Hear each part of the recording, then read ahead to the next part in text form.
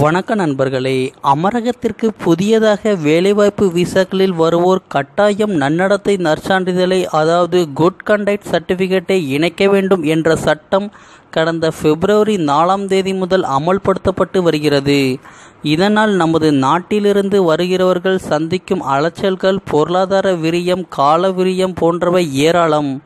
அமரகத்திற்கு ஏற்கனவே வருகை தந்து கஷ்டப்பட்டு வேலை தேடினாலும் அதை தக்க வைத்து கொள்ள இந்த நன்னடத்தை சான்றிதழ் பெறுவதற்காக மீண்டும் இந்தியா திரும்பி செல்ல வேண்டும் அல்லது நமது சார்பில் ஒருவர் அத்தகைய சான்றிதழை அலைந்து பெற்று அனுப்ப வேண்டும் என்ற நிலை தடையாகவே வந்து நின்றதை அடுத்து இந்திய தூதரகம் மற்றும் துணை தூதரகங்களிலேயே நன்னடத்தை நற்சான்றிதழுக்கு இணையான போலீஸ் கிளியரன்ஸ் சர்டிஃபிகேட் அதாவது பிசிசி எனப்படும் போலீசாரின் தடையில்லா சான்றிதழை வழங்க ஏற்பாடு செய்துள்ளதாக கவுன்சிலர் ஜெனரல் விபுல் அவர்கள் தெரிவித்தார்.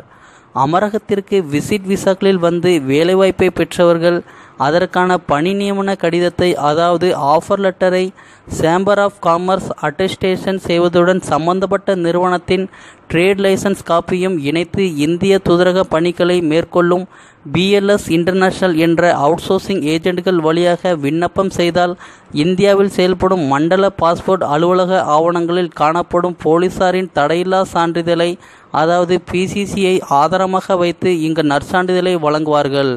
ஒருவேளை போலீஸ் விசாரணையின்றி முன்பு பாஸ்போர்ட் வழங்கப்பட்டிருந்தால் மட்டும் சம்பந்தப்பட்ட உள்ளூர் காவல் நிலையங்களுக்கு அனுப்பி அவர்கள் தரும் விவரங்களின் அடிப்படையில் சான்றிதழ் வழங்கப்படும் என தெரிவித்துள்ளனர்.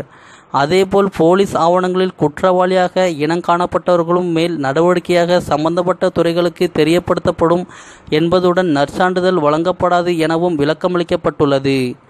இந்த மாதிரி மேலும் பல அரபு நாட்டு செய்திகளை உடனுக்குடன் தமிழில் தெரிந்து கொள்ள நம்ம சேனலை இதுவரைக்கும் சப்ஸ்கிரைப் பண்ணலைன்னா மறக்காமல் இப்போவே சப்ஸ்கிரைப் பண்ணிக்கோங்க.